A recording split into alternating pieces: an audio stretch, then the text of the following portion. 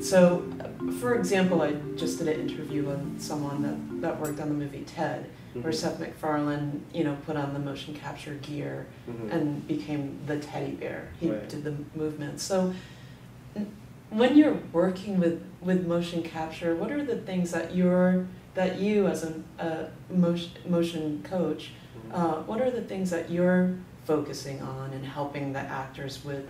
It really depends on what the character is as to how we would approach it, because if it's, especially depending on how far away from being human it is.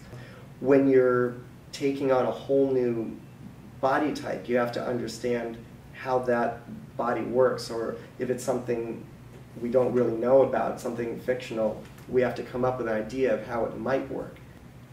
You really have to ask yourself, what is the effect that you're going for? Because if you're, sometimes they create very realistic human beings using motion capture, but that's not usually the case. Usually they're creating something that looks different than a completely realistic human being, even if the character is human.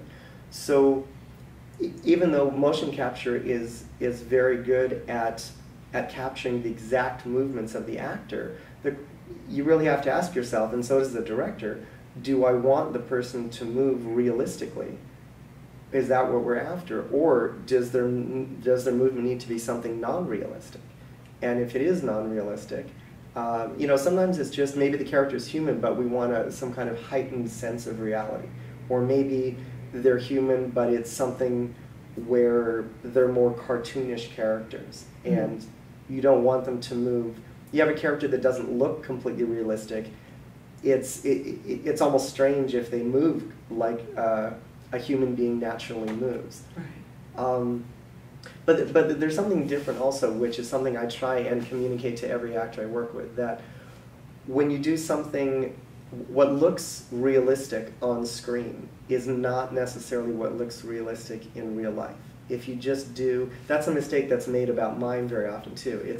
It's not just a matter of doing what you do in real life, but being conscious of it. Sometimes, in order to create a certain effect on screen, sometimes you have to do something in a non-realistic way just to make it look realistic on screen, or to make it look believable is really the goal, whatever believable happens to be in the world of that film. What would be an example of a non-realistic movement that would end up translating into something that looks realistic on screen?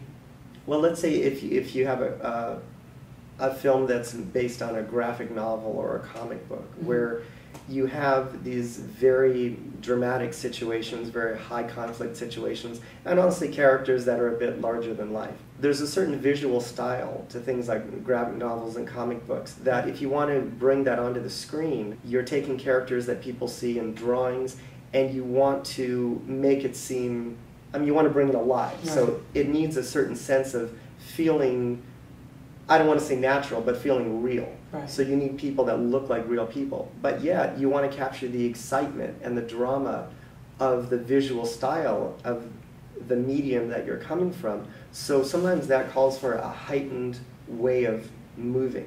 And that doesn't mean it has to be, incredibly exaggerated, where everything has to be huge, because that wouldn't really sell as realistic either. But there are some things you can do to your movement that give it a greater visual energy. There's certain techniques that you can put into all of your movements that just give it a slightly more interesting visual look. It gives more life to every gesture you make and every pose.